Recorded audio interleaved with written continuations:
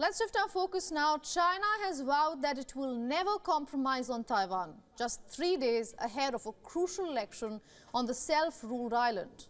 The closely watched polls will impact the future of Taiwan's independence, and China is being accused of attempting to influence voters to pick candidates who favor reunification. The accusations include military threats, diplomatic pressure, fake news, and financial lures. Deepfakes to social media videos are increasingly being reported, especially on the Chinese-owned video platform TikTok.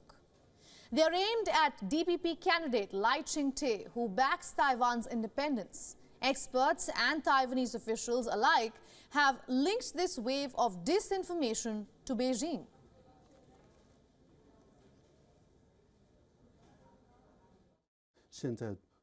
China is interfering in Taiwan's elections using many platforms developed with advanced technology such as WION or TikTok, which the Taiwan government is worried about.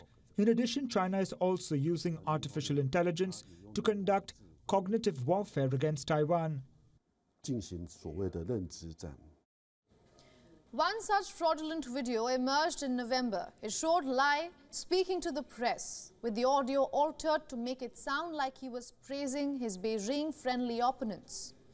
Taiwanese authorities took the video down and described it as an attempt to influence the voters. Taiwan's Mainland Affairs Council, which oversees relations with China, has warned that China is using both economic and political means to impact the voters.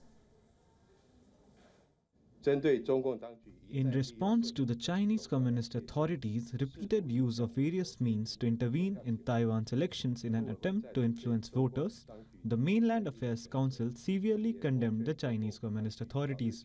We advise China to stop using ineffective means and stop harming cross-strait relations.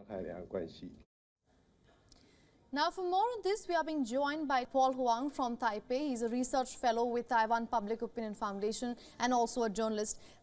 I'm so sorry to name you incorrectly. Paul, if you could just start off now. We are seeing economic coercion, trade restrictions, and now, of course, we have done just a report on the disinformation. So when China says that Taiwan's elections are basically China's internal matters, how much of all of this do you think actually affects the voters? I would say very little because look, China's agenda is to discredit Taiwan's democracy and its sovereignty as a whole. It's not to help a particular candidate or political party. So of course, the ruling Democratic Progressive Party, they're going to say they're going to accuse China of interference to help boost their own elections, but we have not seen evidence of these like large-scale interference, either in the form of social media manipulations or money laundering, and to help any candidate in a large scale.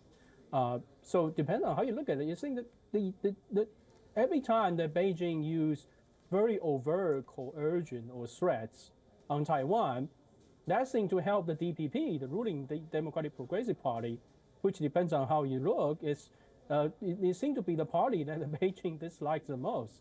So if you're Beijing, you don't want to make it look very obvious. And even if you do it covertly, if you get caught, then that's also going to help DPP.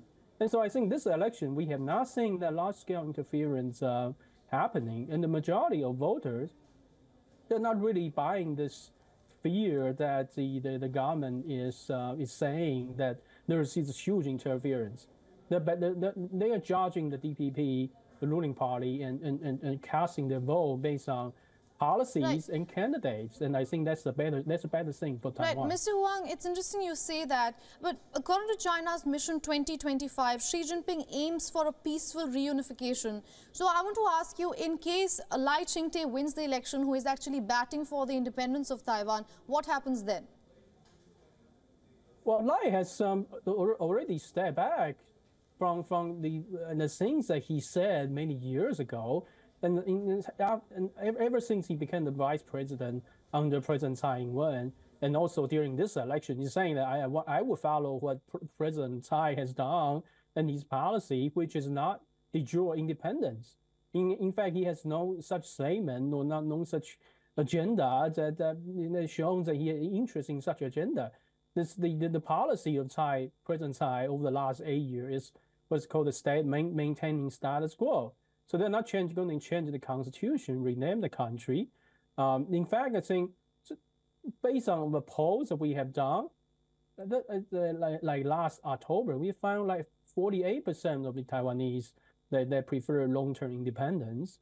Another like 30% they prefer status quo, which is basically Taiwan keeping away from China and not doing political negotiations. And then this is what majority time people want. So if Lai Ching-te wins, he's going to keep this. Even if the opposition party wins, they're going to keep this. So they're not going to do much different. All right, Mr. Huang, thank you so much for joining and getting us all those insights from Taipei. Thank you for having me.